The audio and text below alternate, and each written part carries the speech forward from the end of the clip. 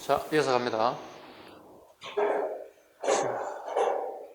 숙종하면 가장 많이 떠오르는 인사가 이제 황국 문제입니다.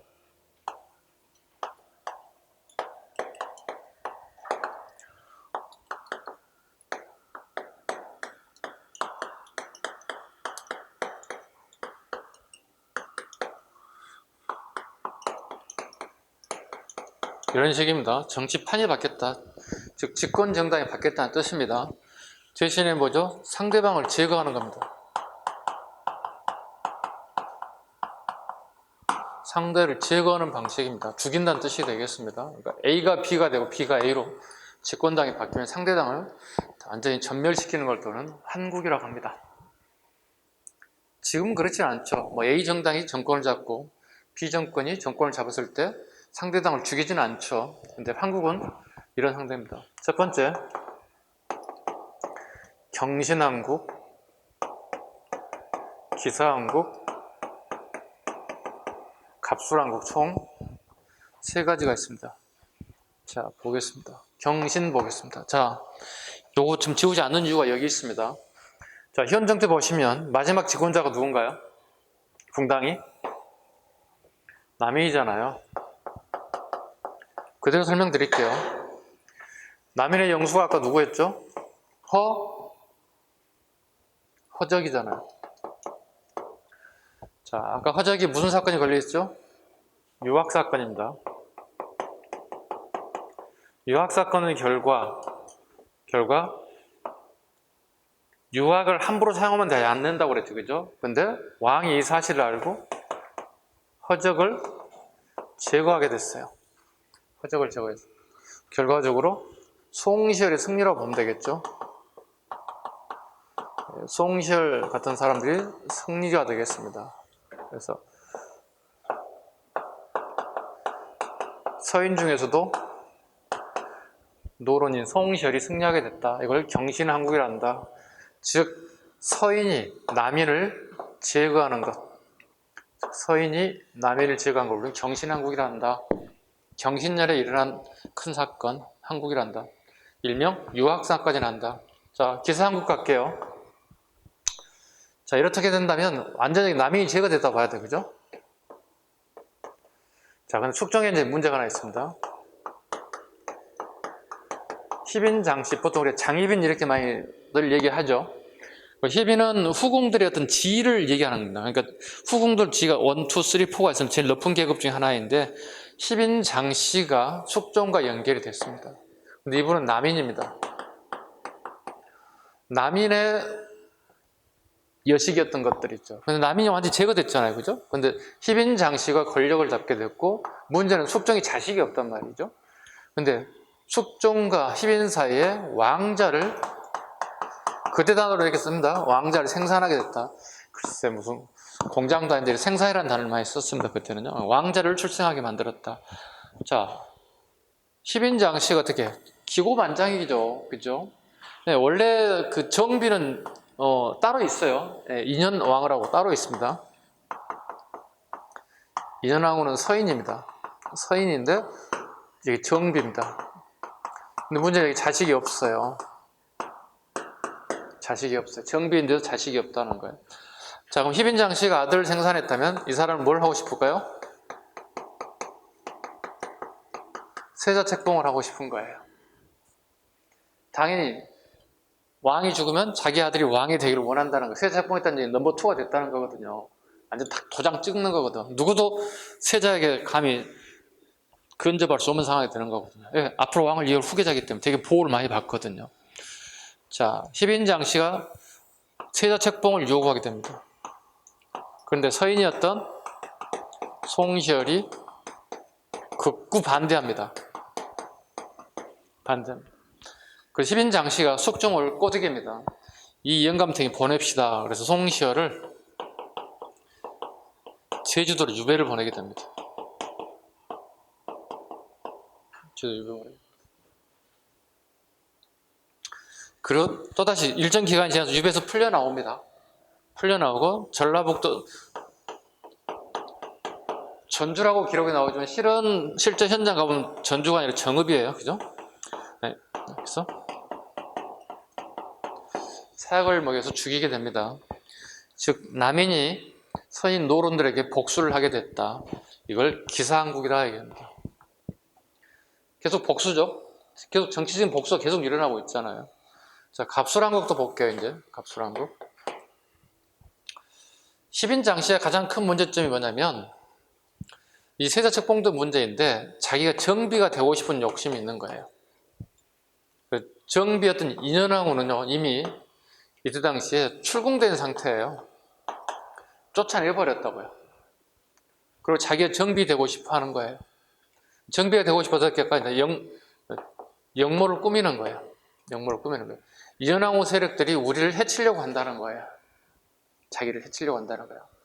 이걸 숙종에게 고변을 하게 됐죠. 왕에게 자기 남편을 고변하죠.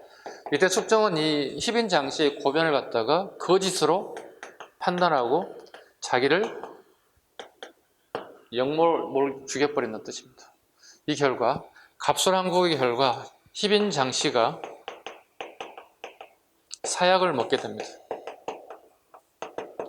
사약을 먹고 죽게 되었다 보시면 되겠습니다. 어때요? 숙종임금? 되게 파란만장하죠. 기록에 하면 숙종임금이 나이가 되게 오랫동안 왕을 하게 됩니다. 되게 오랜 기간 동안 조선시대 왕 중에 이렇게 기간이 있잖아요. 왕 재임 기간이 꽤 긴 왕 중에 넘버 3 안에 들어간 왕 중에 하나거든요. 이게 되게 재임 기간이 길다 보니까 이분이 조금 이제 노화가 되면서 병약하게 됐어요. 병약화가 되면서 이런 부분들이 이제 제대로 잘 먹히지 않아요. 작동이 잘 안 된다는 거예요. 이게 정치적인 판단력이 흐려지기 시작한다는 거예요. 이 결과적으로 희빈장씨는 사약을 먹고 죽게 되는 상황이 발생됐어요. 그 결과 이 세력들이 희빈장씨들이 약하게 되었다 보시면 되겠습니다. 자, 그 다음에 우리 384페이지 한번 봐보세요. 그 앞에 경신, 기사, 갑술이 있죠. 요약 정리하는 거 있죠. 앞에만 동그라미 쳐봐요. 경기갑에 동그라미 쳐봐요. 외우기 좋으니까 경기갑. 앞글자에다만 경기갑.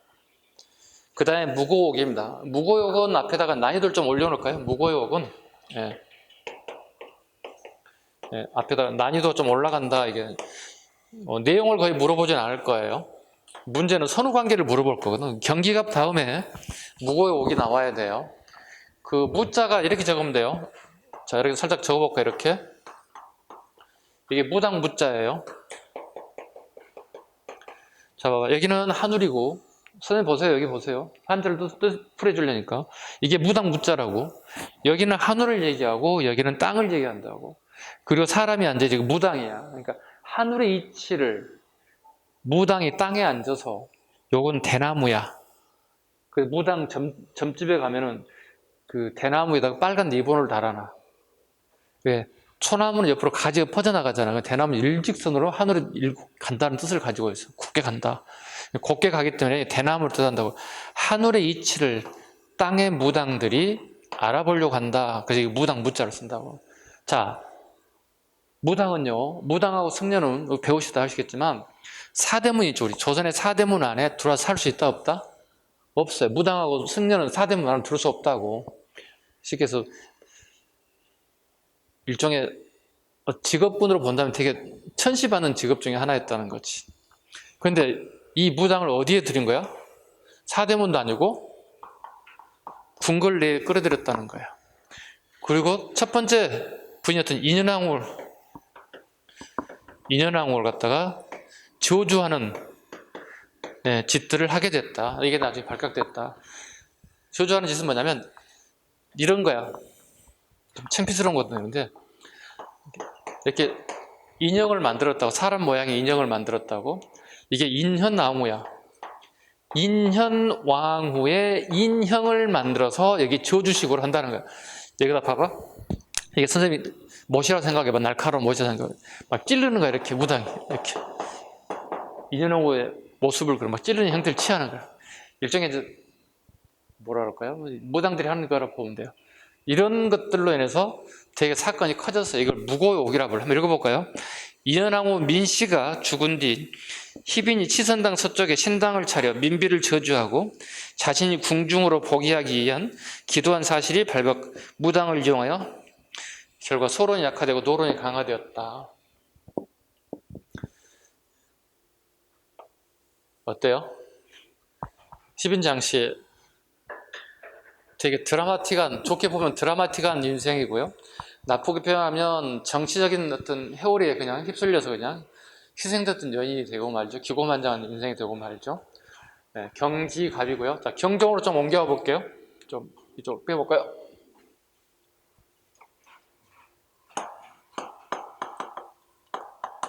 경종은 숙종의 유일하게 10인장씨의 아들입니다. 네, 왕위를 계승하는 인사다 보시면 돼요. 경종입니다. 자,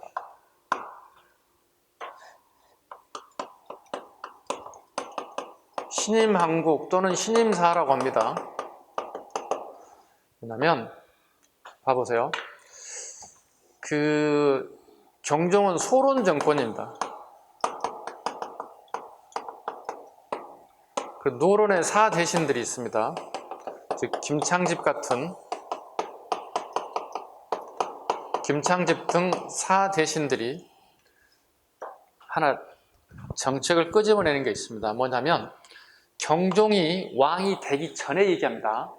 오케이? 자, 그럼 숙종이 나이가 드셔서 지병이 있다고요. 그래서 왕위를 갖다가 제대로 잘 끌고 나갈 수 있는 능력이 안 된단 말이야. 또 기록에 가면 이분이 약간의 조울증 증세가 있어요. 아침 저녁 조석으로 성격이 막 변하는 거야. 아침에 쾌활하게 막 웃었던 사람들이 저녁 되니까 막 이상한 사람이 돼가는 거, 오후 되니까 막 화내고 막 이상한 짓 하는 거야. 이게 치료받아야 할 병이잖아요. 이게 왕이 해야 할 일은 아니잖아요. 치료받고 상황으로 물러나 있는 거야. 그래서 세자, 훗날 왕이 되는 경종이 일종의 상황을 모시고 정책을 펼치게 되는 거예요. 작은 왕 노릇 하고 있죠. 이때 노론 사 대신들이 숙종과 약속을 하게 됐다고요. 무슨 약속을 하게 되냐면 비밀스러운 약속을 하게 됩니다. 이 노론들은 연인군을 훗날 영조가 됩니다. 이 사람은 노론입니다. 노론이니까 이 사람을 왕으로 옹립하고 싶은 생각이에요. 그래서 약속을 하는 게 뭐냐면 세자가 조그만 실수 하나만 하더라도 세자 자리에서 물러나게 하자는 거예요. 그걸 약속을 하게 되는 거예요. 그리고 연인군을 갖다가 왕으로 옹립하고 싶어 하는 거예요. 그런데 문제는 경종이 세자로 역할을 하는데 실수를 하나도 안 해요. 그 재임 기간 안에. 되게 희한한 사건이잖아요. 어쩔 수가 없는 사건이 됐잖아요. 그 결과 경종이 왕이 된 거예요. 그 결과 경종 소론 세력들이 이 노론 사 대신들을 갖다가 가만 놔두겠어요? 자기 왕위를 갖다 이협했던 세력들이잖아요. 이 네 사 대신을 죽여버리게 된다고. 이걸 뭐라고 한다? 친임한국 또는 친임사라고 한다고. 자, 좀 이해 가셨어요? 그 다음에 이제 영조 가겠습니다. 자, 영조는요, 아까 연인군이라고 불렀어요. 이렇게, 그죠? 근데 경종이 병약해요. 몸이 약해요. 그리고 또 문제는 자식이 없는 핸디캡을 또 가지고 있어요. 이 사람 매일 약을 먹는 사람이에요. 보통 우리가 한약을 만약 그 당시 처방전을 받았겠죠. 가끔 우리가 한약을 어렸을 때 먹어본 적이 있는지 모르겠습니다. 선생님 한약을 가끔씩 먹어봤는데요. 그럼 한약이 되게 달진 않고 약간 씁쓸하잖아. 먹고 싶은 생각 별로 없잖아. 그지? 그럼 엄마가 항상 어떻게? 조그만 알사탕 까가지고 튀게 하고 그러거든. 빨리 먹어! 그러거든. 아, 소스 먹기 싫어요. 그럼 빨리 알사탕 까가지고 들고 있거든. 욱 마시고 난 다음에 알사탕을 딱 주잖아요. 그럼 알사탕 우리가 빨면서 그 쓴 느낌을 좀 제거하는 거잖아요. 이때 이제 뭐라 하면 꽃감 되게 달잖아요, 우리가. 그죠? 꽃감을 가지고 이제 한약 먹고 난 다음에 주려고 이제 연인군이 자기 형이니까, 이복이 형이지만 대기하고 있는 거죠. 한약 들이고 난 다음에 한약 꽃감을 갖다 이렇게 줬다는 거죠. 저는 잘 모르는데, 한의학에서 이것과 이것은 상극이랍니다. 목숨을 이어받을 정도의 수준이라는 거예요. 이렇게 해서 한약을 먹고 꽃감을 섭취하고 난 다음에 사망하게 됐다. 경종이. 그리고 연인군이 왕이 됐다는 거예요. 그러다 보니 영조는 노론 정권이고 소론이었던 이인자, 아까 누구라고 그랬지? 아까 잠깐 얘기했던 밀풍고를 대신해서 왕이 찬탈을 노리려고 하는 난이 발생했다. 이걸 이인자 난이라고 합니다.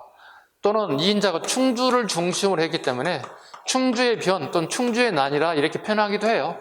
결과적으로 되게 영조 정권 초기에 되게 힘든 상황 중에 하나가 이인자 난이었거든요. 근데 다행히 경기도 안성에서 죽주죠. 민관에 의해서 제압됐습니다. 다행히. 그래서 영조 시기 초기 가장 큰 사건 중에 하나가 이인자 난이었다. 전체적인 흐름을 쭉 한번 설명해 드렸어요. 이해를 잘 되신 분은 잘 되실 거고, 힘든데요.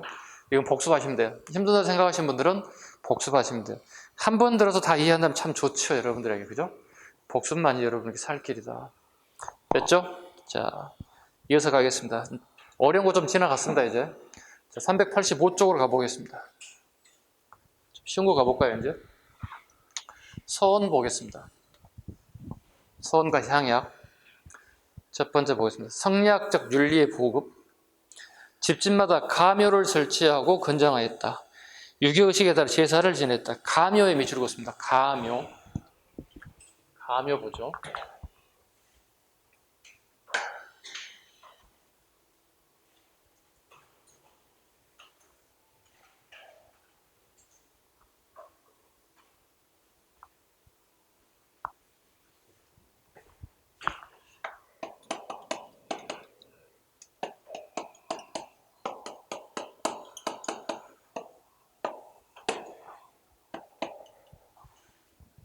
묘는 무덤을 얘기하는 게 아니고요. 사당을 의미합니다.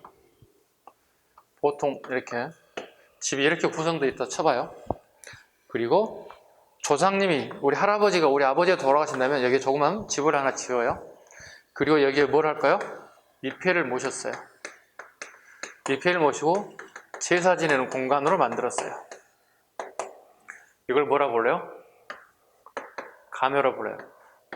여기서 시험 나오면 무조건 시기를 물어봅니다. 언제부터 이런 게 등장했느냐 물어보는 거예요. 첫 출발점을 물어봅니다. 고려 말이에요. 기억 잘 하셔야 됩니다. 다음, 우리나라에 처음 가묘가 설치되었던 시기 사실 오는 거 물으면 무조건 뭐 골라야 돼? 고려 말을 선택지로 골라내시라고요. 오케이? 그거밖에 날 거 없어요. 두 번째 갑니다. 중앙의 성균관, 사부학당, 지방의 향교, 서원 등 유학교육을 위한 교육기관이 정비되었습니다. 네. 보시면 성균관, 사부학당, 지방향교. 그래서 이렇게 국립하고 사립을 좀 구분합시다. 이렇게 학교가 성균관, 그다음에 사부학당. 원래 출발점은 몇 부학당이었습니까? 5부죠. 5부학당 만들었던 것이 세종 때 사부학당으로 축소되죠. 예, 북부 쪽에 잘 운영이 안 돼서 하나가 취소됩니다. 동서, 남, 중, 그 다음에 북 이렇게 나뉘어지는데 북부 쪽이 좀 상황이 안 좋아서 취소되고 사부학당. 여기 치면 요즘 치면 대학 정도 되겠죠. 여기는 초시 합격자들이, 과거 시험 초시 합격자들이 들어가서 공부하는 것이고요. 사부학당 오늘날에 중고등학생들 정도 공부하는 국립학교다 보시면 될 것 같고요. 그 다음에 이건 중앙에 서울에 있는 거고 지방에 향교가 있습니다. 지방에 향교, 여기는 서울에 있는 것. 사립, 요즘 초등학생들이 다닐 만한 것. 서울은 과거 시험을 준비하는. 이 정도는 알아야 되겠죠. 우리가 기초적인 것들이니까 아주 센 기초적인 것들입니다. 아니 우리 보통 초중고 막 대학 다니잖아요. 우리가 보통 뭐 사립학교, 공립학교, 국립학교, 요즘도 뭐 서울에 뭐 시립학교도 있긴 합니다만 이 정도 구분할 수 있어야지. 아주 가장 기초적인 것들이니까. 네. 서당, 서원, 과거 시험 준비하는 사립학교입니다. 구분하실 것. 그다음에 서원 가겠습니다. 서원. 서원에 관련된 부분. 그럼 서원이 어디예요? 사립이에요? 국립 정도는 알아야 될 거 아니야. 그지? 네, 국립학교, 사립학교. 자, 서원 가보겠습니다. 선현봉사와 추모, 향천교화, 교음, 교육, 향음주례다. 서원의 기능에 대해서 물어보고 있죠. 선현의 제사 지내고 교육 기능 두 가지가 있다.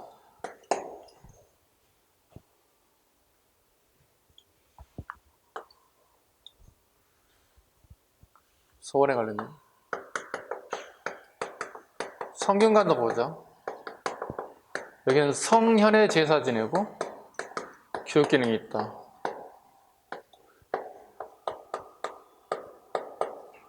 공자 얘기하는 거고, 선현은 나를 가르쳐준 선생님을 제사 지내는 겁니다. 뭐 이항의 제사를 지낸다든가 이의 제사를 지낸다든가 이런 사람들 제사 지내는 걸 선현이라고 그러죠. 그러니까 우리가 선생님 얘기하지 않았어요. 저 같은 사람들한테 먼저 선자를 쓰는 거야. 먼저 태어나서 공부를 했던 사람이 가르치는 사람들이 뜻하기 때문에 선현에 대한 제사. 저기는 성현, 즉 공자 맹자처럼 자자 붙은 성현들의 제사를 지내는 것 같다가 성균관이다. 구분하시면 되겠습니다. 일단 기본적으로. 그 다음에 기원, 백운동서원. 백운동서원 가장 기본이죠. 서원 최초의 서원 풍기군수. 여기 경상북도 안동입니다. 살짝 적어요. 풍기는 안동에 있습니다. 풍기군수 주세붕이 처음 세운 게 백운동 서원이더라.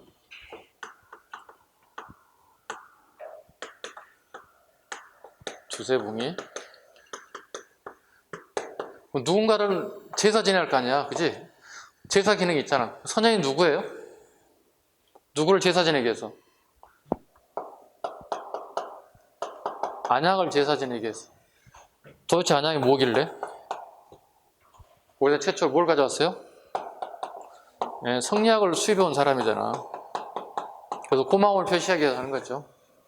성리학 수입해왔기 때문에 안양에 대한 제사를 지냈다는 뜻입니다. 물론 성리학도 두 가지가 있는데 이건 쉬운 성리학입니다. 이항, 이이 가면 이제 어려운 성리학이 들어오긴 합니다만, 그런데 백운동 서원이 소수 서원들의 명칭이 바뀌죠. 누구에 의해서? 이항에 의해서. 현판이라는 말을 쓰는데, 즉 간판, 요즘 말로 학원 이름이 바뀌었어. A라고 하는 학원 명칭이 B라고 하는 이름이 바뀌었어요. 이렇게. 왜 바뀌었습니까? 그럼 이항이 근위에서 바뀐 거예요. 그리고 소수서원은 사획서원이 됩니다. 같은 말로. 사획서원이란 국가가 재정적 지원을 해주는 거야. 운영비 일체를. 구체적으로 토지가 있으면 농사질 노비가 있어야 되지. 학교니까 뭐 해야 돼? 책도 공부해 주는 거예요. 이걸 지원해 줬다. 그리고 특혜가 있더라. 특혜가.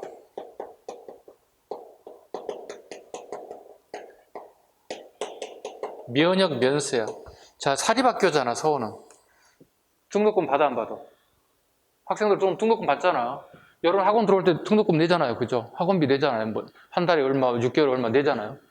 자, 그러면 학원이 돈을 벌어서 못 벌어서? 벌었잖아. 벌면은 선생님들 페이 지급하고 나머지 어떻게 이익이 남고 국가에도 세금 내야 할 거 아니야. 근데 지금 보시면 어떻게 해요? 면세. 이익이 나는 것인데도 세금을 안 거둔다는 거. 특혜를 주는 거야. 면역. 우리 남성들 이것만 보러도 어마어마하게 본 거잖아요. 여러분들. 그죠?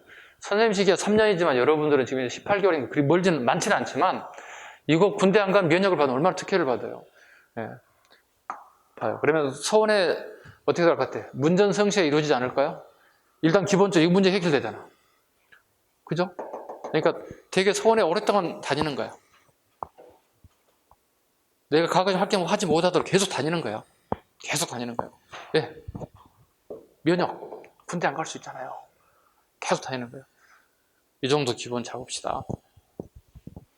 향약 보겠습니다. 별거 아닌 것 같은데 여러분 문제 되면 많이 틀려요. 향약은 우리말을 바꿔볼까요? 우리 고울이 향자니까 우리 고울의 약속이에요. 그럼 요즘 말로 바뀌면 뭘까요? 우리가 지방자치제를 하고 있는데 지방자치법이라고 보시면 돼요. 그죠? 그럼 지방자치법의 반대는 뭘까요? 국가의 법이 있겠죠. 국가의 법이 뭐겠습니까? 경국대전이라는 거잖아요. 그죠? 자, 우리나라에는 첫 번째 국가의 법이란 경국대전과 자치법이라는 수는 향약이 있다는 거예요. 자, 사람을 그래 선생님이 이걸 자전거라고 한번 생각해봐. 자, 옆으로 갔으면 자전거를 타고 간다 생각해봐. 자전거는 한 바퀴를 가지고도 갈 수 있는 되게 어렵죠. 네 발 자전거가 있긴 하니까. 근데 두 발 자전거가 대부분 일상적이잖아요. 자, 사림들의 생각이에요. 사림이 지금 16세기에 집권을 하잖아요. 그죠? 이들의 생각이 이거란 거예요. 국가에는 큰 법인 경국대전이 있어야 되고 지방에는 향약이 있어야 한다. 즉, 두 개의 축이 자전거 타고 가듯이 끌고 나가야 된다. 이런 생각을 하고 있던 거예요. 그래서 사림들이 지배하는 16세기 이후에 그 사림들이 지방간으로 파견됐을 때 그 지방간들이 그 고을에다가 뭘 만들었다는 거예요? 지방자치법인 향약을 만들었다는 거예요. 향약을. 사림들의 생각이 이거야. 우리나라에는 두 개의 법이 있어야 한다. 국가의 법인 경국대전과 우리 지방의 법인 자치법인 향약이 있어야 한다. 그래서 향약에 의해서 두 개의 법인, 그래서 이항과 이 같은 사람들의 활약으로 확대되기 시작해요. 지방으로 널리 지방으로 확대되기 시작해요. 뭐가? 향약이. 오케이? 확대되기 시작했다. 처음 주장한 사람은 누구예요? 향약을 주장한 사람은 조광조가 처음 주장을 했어요.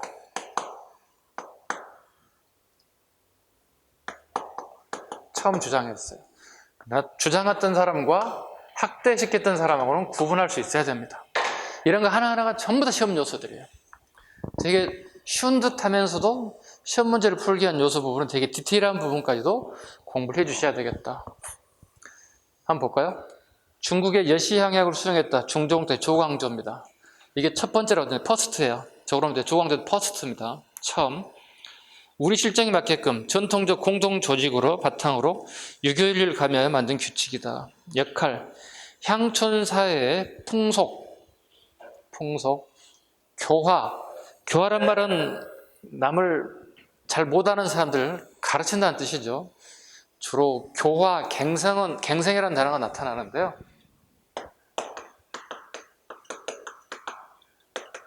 요즘에 쓰는 것은 이건 주로 교도소에 쓴다고, 요즘에는.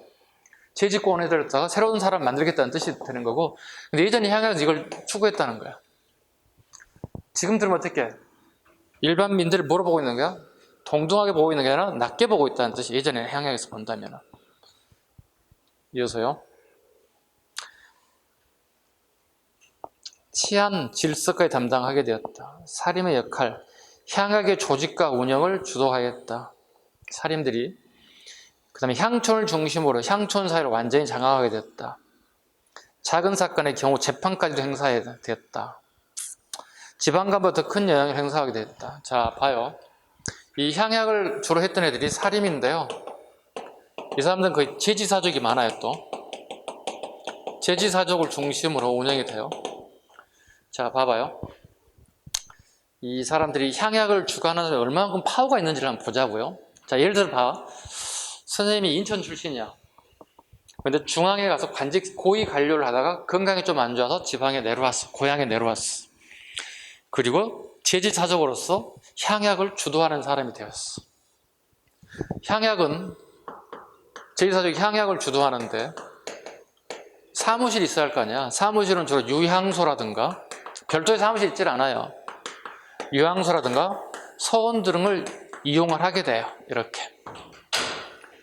자, 선생님이 여기 유향소 오늘 출근하게 됐다고. 우리 향약의 짱이었던 데가 제지사적으로 갔다고. 여기 출근했습니다. 자, 인천 광역시장님께서 출근할 겁니다. 출근하는데 인천시청으로 가는 게 아니고 선생님이 있는 유향소인 여기에 출근했습니다. 차 타고 왔습니다. 그러더니 스타벅스 커피를 한 2잔, 3잔 정도 테이크아웃에 왔습니다. 그러다 와서 정중하게 인사합니다. 아이고, 출근하셨습니까? 네. 커피 한 잔 드시죠. 그 커피를 쭉 주고 가십니다. 그리고 수고하십시오. 퇴근합니다. 그리고 퇴근한 게 아니라 시청을 자기 근무하는 시청으로 다시 가겠죠. 업무가 끝나고 나면 퇴근하겠죠. 퇴근하는데 와서 다시 여기에 차를 댑니다. 퇴근하시죠. 차 대겠습니다. 괜찮다고. 타시라고. 이왕 없으니까. 차에 모시고 집에까지 모시다 드렸습니다. 누가? 시장님께서. 누구에게? 향약의 책임자들, 유생들에게, 더더욱 제지사족들에게. 이해가셨나요? 제지사족이 뭐라고요? 사림은 사림인데 그 지역의 큰 연고권과 어떤 지역적인 유지 역할을 했던 사람들, 개 중에는 중앙의 고위 관료를 하다가 잠시 낙향해왔던 세력들이 있어요. 이 사람들에게 이렇게 A를 갖추고 잘하는 이유가 뭐겠습니까? 지방관들이 뭔가 목적이 있으니까 잘할 거 아니야. 생각해봐. 자, 지방간의 꿈은 뭘까? 중앙에 올라가서 출세하는 거잖아.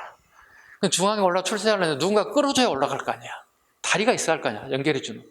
그 사람이 누구로 보고 있는 거야? 제지사족 중에 방금 중앙관청에서 예를 선생님 2조 참판하다가 잠시 내려왔다. 이 사람은 건강회복 한 6개월 정도 있으면 올라갈 것 같아. 그럼 잘 보여야 될까? 안 보여야 될까? 지방관 입장에서 잘 보여야지. 줄이 없잖아. 올라갈 수 있는 줄이 하나도 만들어야 할 거 아니야. 가서 말 한마디 해가지고 어떻게 중앙으로 올라가고 떨어지고 할 수도 있을 거 아니야. 그러니까 어떻게 아침 출근할 때 출근 도장 찍고 커피 배달해주고 퇴근할 때 차에다가 모셔서 집에까지 퇴근해드리고. 예를 들어서 그렇다는 뜻이에요. 선생님 좋은 집에 무슨 커피가 있습니까? 스타벅스라니요. 네. 그냥 이해를 돕고자 하는 거니까 오해하지 마시고.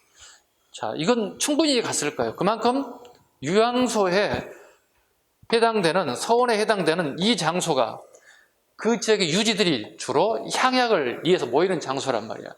여기에 파워가 어떻게 돼요? 엄청나게 실린다는 얘기지.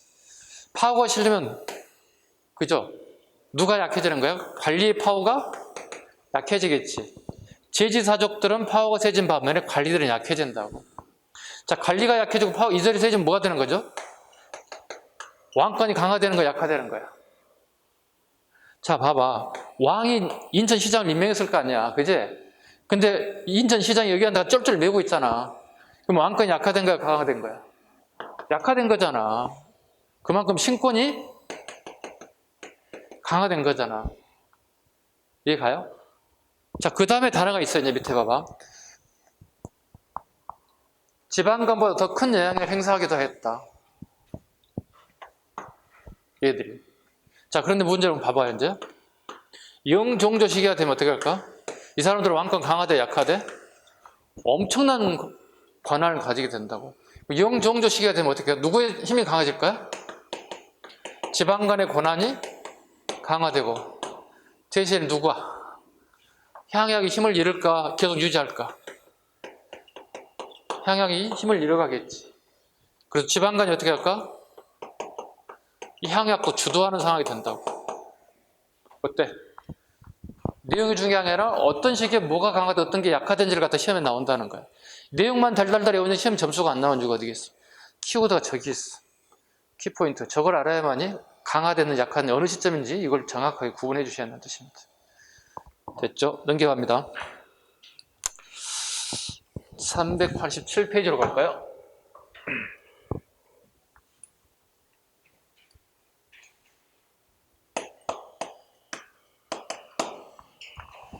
조선의 대관계.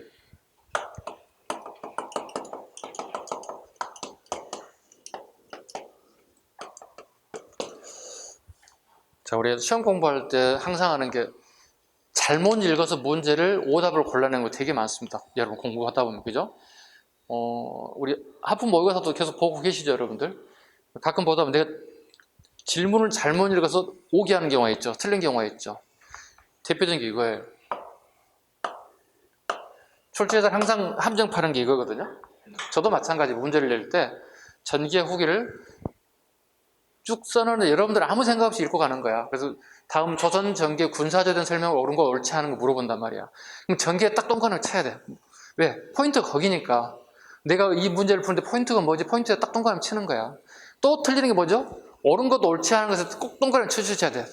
두 번 읽을 수는 없잖아요. 그래서 옳지 않은 거네, 옳지 않은 것이다. 옳은 것이 옳은 것이다. 이게 되게 중요해요.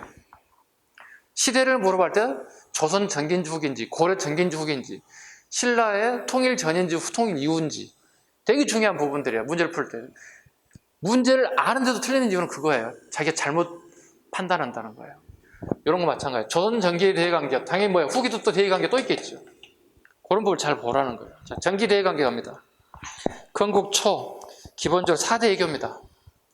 네, 4대 외교입니다. 볼까요? 어디에 대해서? 명예에 대해서 4대 관계. 이 정도만 잡으시면 충분하죠. 우리보다 힘이 강한 나라에 대해서는, 그죠? 우리보다 힘이 강한 나라에 대해서는 4대 관계. 그 다음에 약한 나라인 애와 여진에 대해서는 교린책. 교린책이란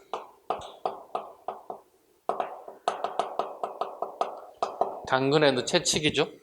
말을 잘 듣는 말에게는 당근을 주고 말을 듣지 않는 말에게는 채찍을 가하듯이. 자, 애나 여진은 우리보다 약한 나라이기 때문에 두 가지 정책을 썼더라. 이걸 교린책이라고 합니다. 명은 우리 4대 관계, 네, 즉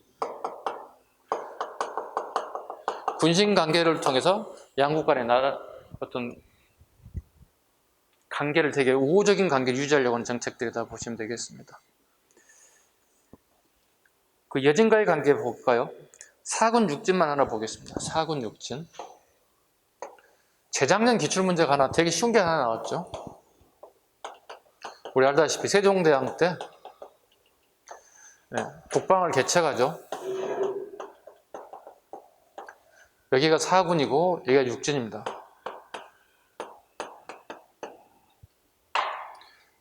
여기가 최윤덕, 여기가 김종서죠.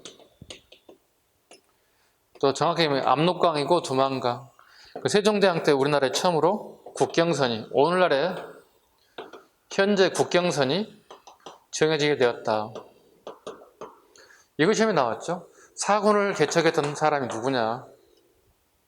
최윤덕과 김종수 정도를 구분할 수 있는지 모르고, 이거 중학생 정도 시험이에요. 공무원 시험에 나온 거 되게 쉬운 거예요. 근데 이상한 게 되게 어려운 것만 찾아서 공부하다 보니까 문제는 이런 게 틀린 사람이 되게 많아요. 중학교 중간고사 기말고사용이란 말이야, 이게. 기껏해야 중학교 기말고사 정도 수준의 문제를 갖다가 상당수 50% 이상이 틀렸다는 것은 이게 뭐가 됐다는 얘기? 기초가 되게 약하다는 거예요, 여러분들이. 상당수가. 잘 생각해봐. 중학교, 고등학교 때 배웠던 내용들이에요, 이거. 사군 육진 개척 정도 잡아야 됩니다. 그 다음에 경원과 경성에 무역소를 설치했다. 여진과의 관계에서. 여기 무역소를 설치했다. 이게 여진애들과 우리 조선과의 합법적인 무역을 설치했다. 소는 관청이야. 무역하라는, 즉 통상을 하는 관청을 설치하게 됐다.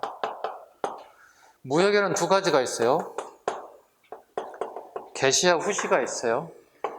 이건 공무역을 얘기하고 이건 사무역을 얘기해요. 다르게 하면 밀수였다는 뜻이에요. 경원과 관련된 요 해령 지역에서는 공무역, 나라와 나라 간에 합법적인 방법 무역하는 것. 이건 개인과 개인이 밀수하는 것들. 개시와 후시가 있는데 이때 초기 처음으로 이쪽 지역에 개시가 열렸다. 오케이? 개시, 후시 정도 구분할 수 있어야 한다고? 개시는 뭐라요? 공무역, 나라와 나라 간에 처음으로 개자가 10개자니까 시장이 열렸다. 후시, 개별적으로 하는 애들을 얘기합니다. 페이지 넘기겠습니다.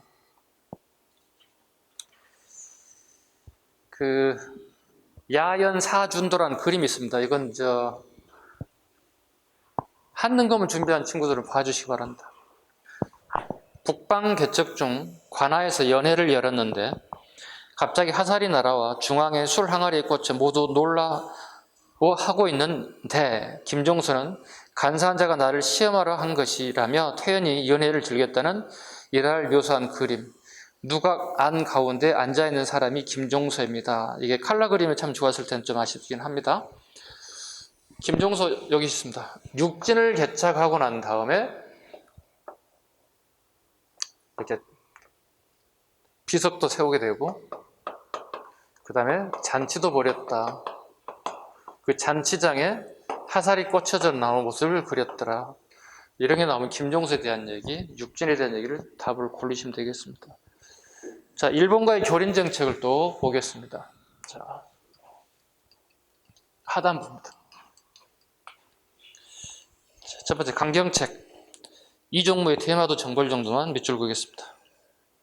세종대왕입니다. 세종 1년. 해유책. 부산포, 연포, 제포를 개항했다. 그리고 세종대왕입니다. 그 애구의 침범이 되게 빈번하죠. 그래서 세종 1년에 방면대에서 쓰시마를 정벌하죠. 정벌한 게 끝이 아니라는 걸 세종이 느꼈던 것 같아요. 그래서 처음으로 삼포를 개항하게 됩니다.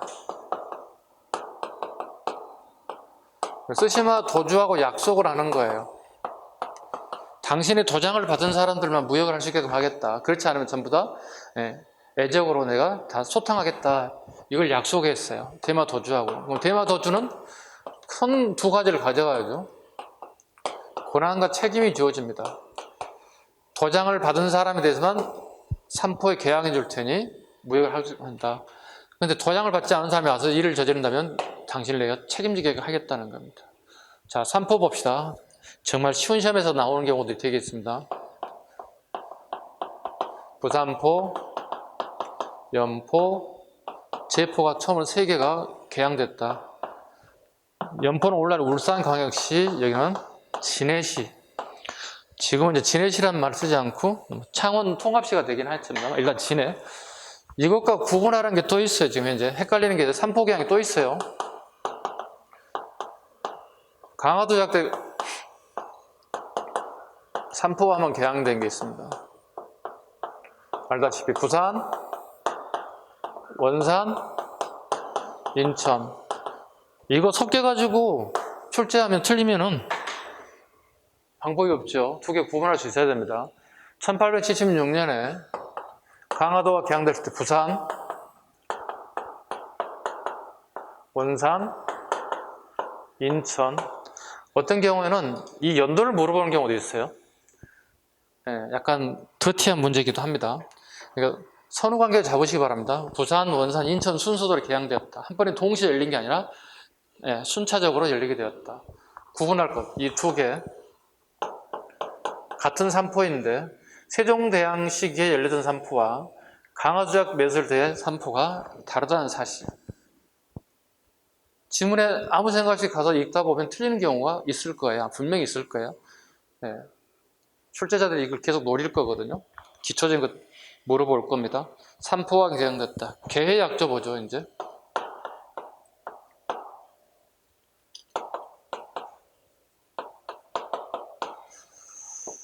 세사미도 200석.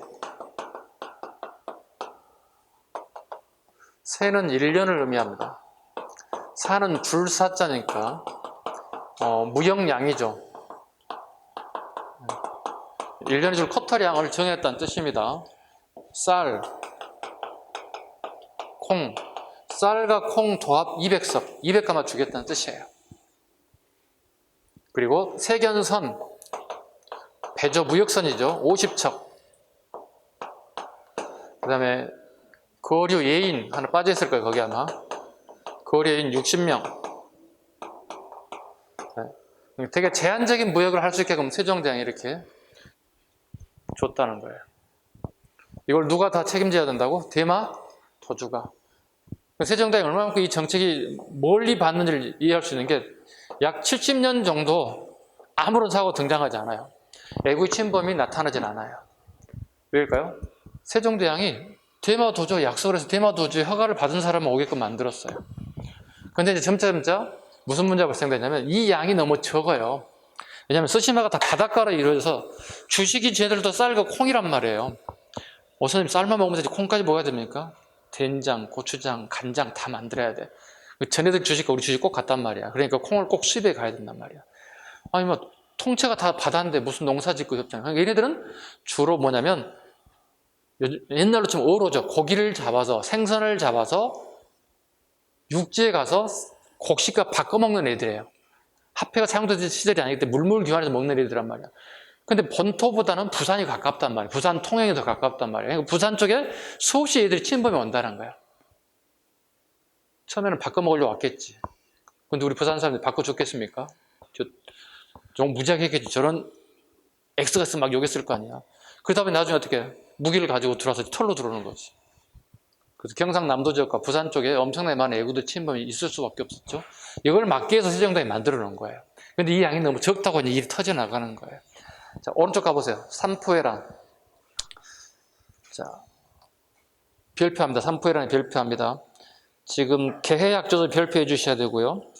삼포해란도 별표해 주셔야 됩니다. 삼포는 어디죠? 아까 방금 얘기했던 부산포, 연포, 제포 세 개 개항항에서 즉 커트량이 너무 적다는 거야. 너무 양이 적기 때문에 난을 일으켰습니다. 그래서 삼포를 폐쇄하고 비변사 임시기구 설치. 요거 밑줄 그으셔야 됩니다. 비변사가 임시기구 설치되었다. 비변사라는 단어가 나오기 시작합니다. 임시기구를 설치했다. 비변사 갑니다. 비변사란 국가의 중대사를 결정하는 기구입니다. 국방을 포함합니다. 국방 포함. 비변사입니다. 원래는 어디서 했나요?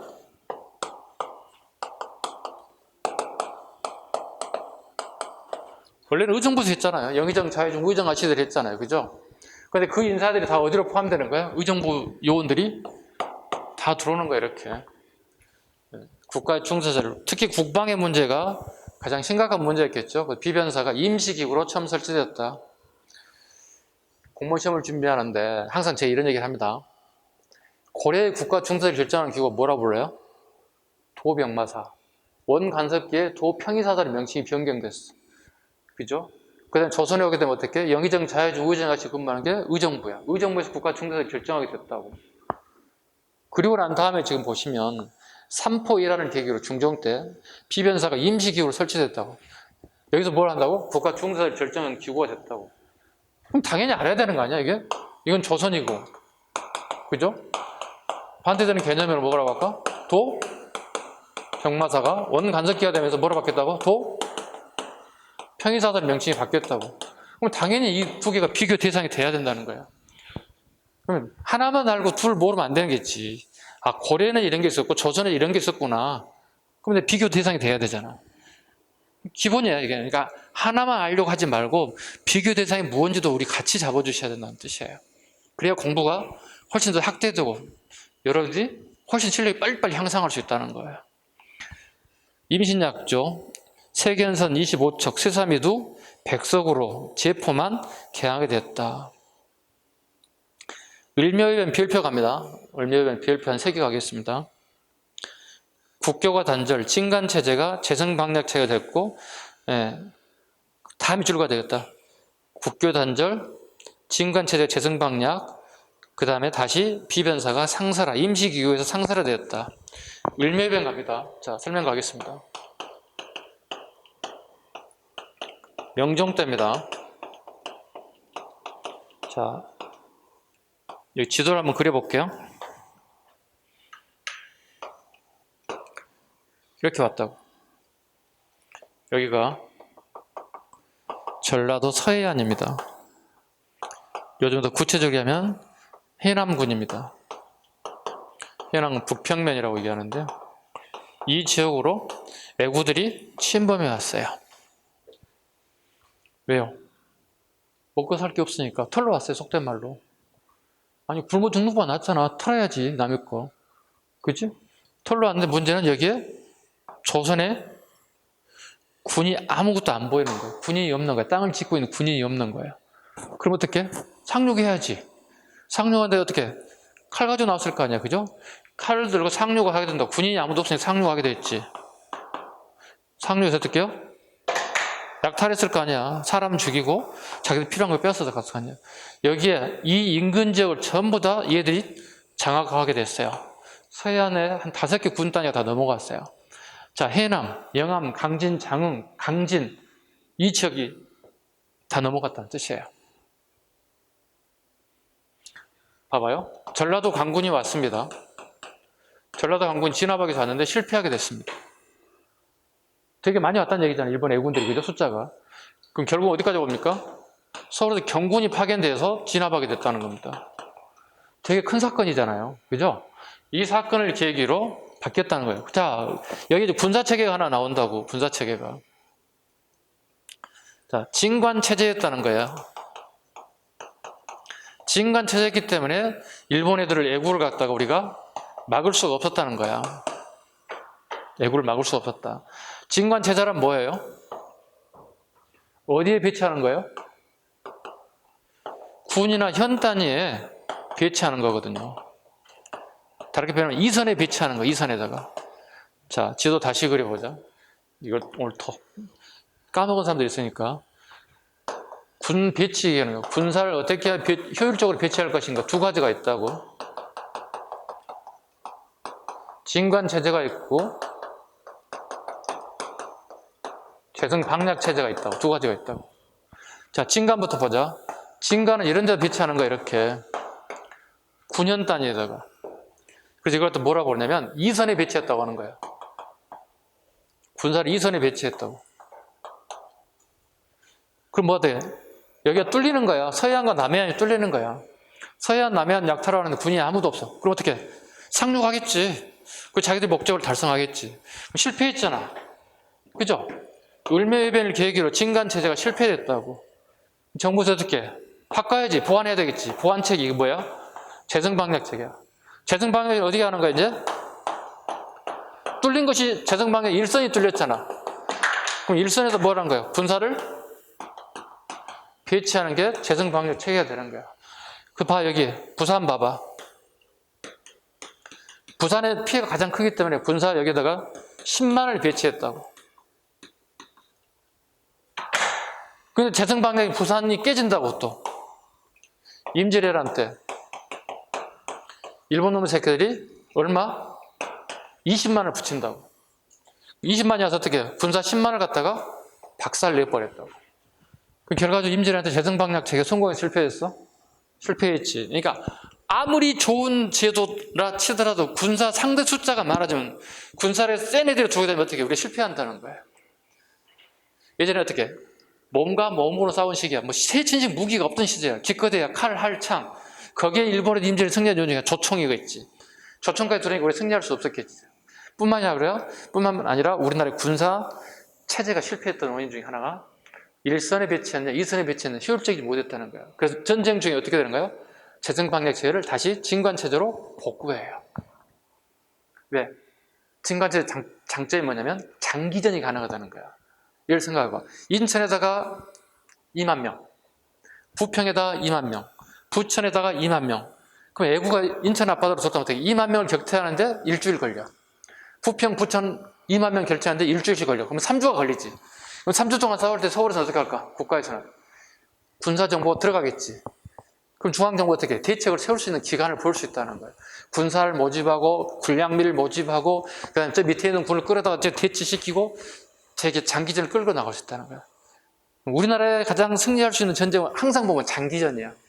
단기에 끝나서 승리하는 경우는 거의 없어요. 왜? 상대방의 군량미를 갖다가 약화시키는 방법, 장기전을 끌고 가서 쟤들의 어떤 전략 전술을 약화시키는 방법들을 택하거든요.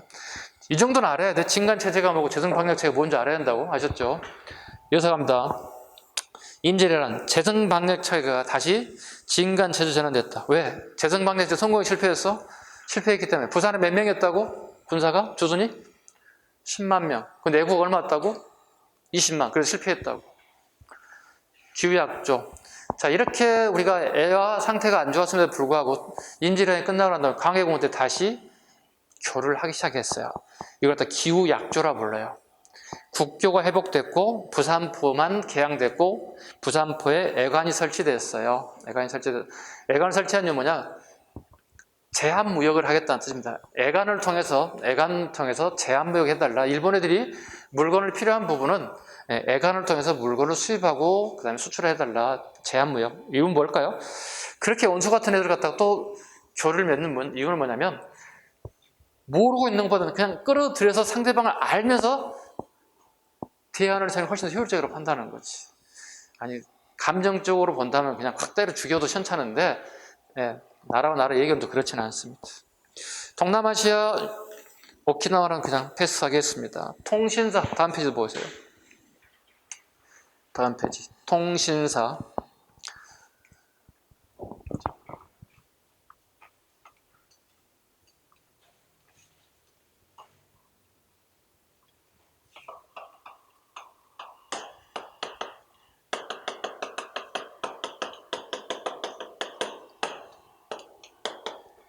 먼저 구분하셔야 돼요. 통신사와 관련된 부분 구분하시기 바랍니다.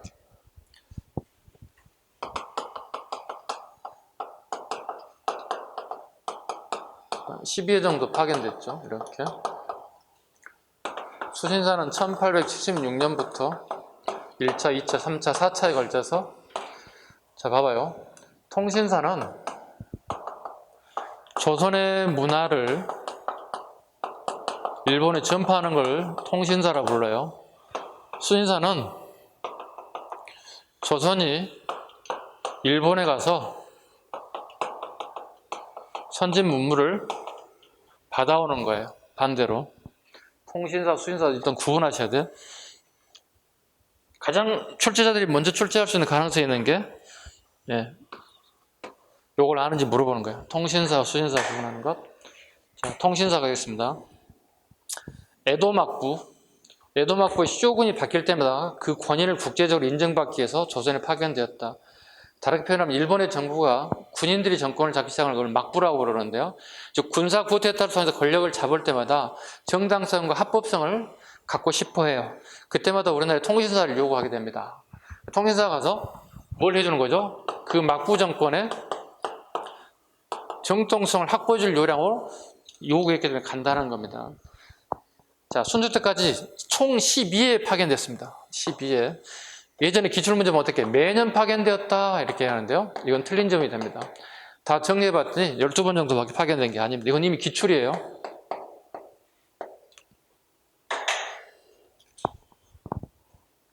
자, 일행이 적을 때는 300명, 많을 때는 400에서 500명 정도. 대략 기간이 한 6개월 정도 가거든요. 근데 비용을 모두 다 일본인들이 부담을 하게 됐어요. 그럼 일본인들이 어떻게 정통성을 확보할 목적으로 가긴 갔지만 비용이 너무 커지는 거예요. 그래서 일본 애들이 어떻게 18세기부터 무슨 일이 벌어진가요? 국학운동이 벌어져요.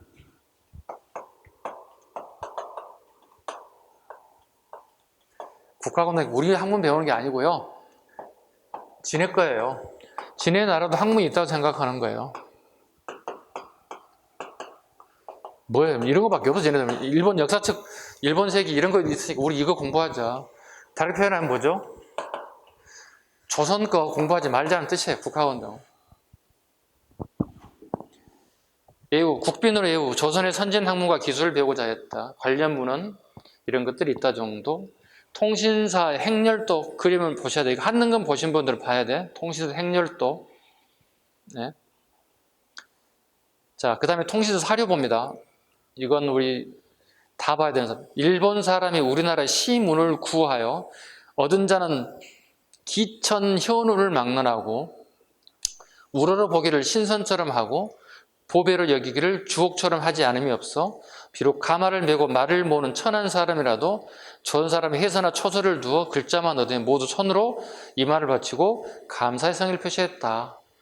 그러니까 말을 끄는 사람, 그냥 가마를 이렇게 들고 가는 사람들에게도 모두 다 조선 사람들은 되게 공부를 잘하는 사람 정도 생각했다는 거야. 그러다 보니 얘네들은 이만한 종이하고 붓을 가져오더라는 거예요. 글자 좀 써달라고. 그만큼 글자 또는 그 어떤 선진 문물에서 목말라 있었다는 거죠. 그럼 선생님 예를 들면 이렇게 짐을 나르는 짐꾼으로 따라갔다 쳐봐. 선생님이 유일하게 수준된 게 예를 들어서 본인 이름 정도. 딱 생각해봐. 그 다음에 몇 글자 쓸다고 생각해봐. 몇 가지 천자문역 됐다고 생각해봐. 그래서 자기 아는 한자를 막 써줬다는 붓을. 알았어요. 써줄게요. 써준다는 거야. 뭐 이렇게 써주는 거야. 이렇게 내가 아는 단어는 이거밖에 없어. 뭐 천지, 하늘과 땅 뭐 이런 식으로 써주는 거예요. 그럼 이걸 가보로 삼았다는 거죠. 그만큼 일본의 천진무문에서 목말라 있음을 갖다가 보여주는 대표적인 사료다. 그 다음에 세계 기록유산 봅니다. 동그라미 13번 보세요. 조선통신사 기록물 일본과 공동 등재. 통신사가 가서 일본에서 기록했던 내용들이 동시에 우리 양국이 세계 유네스코 기록유산으로 등재했다는 뜻입니다. 그거 하나 잡으시기 바랍니다. 참고로 끝에 보시죠. 북한은 무해도보 통지를 자기들 것이라고 하면서 등재했겠다. 무해도보 통지는 우리 정조 때 이등무가 만든 건데요. 그러니까 우리 조선의 무예들에 대한 글과 그림을 잘 표시한 건데 우리 거라고 생각했는데 원본이 북한에 있어요. 그 북한 애들이 유네스코 기록문화에서 등재했다는 건 우리가 등재한 거 아니라는 거 꼭 기억하셔야 됩니다. 이런 자잘구레한 것들 틀리면 안 돼요. 아셨죠? 자, 잠시 갑니다.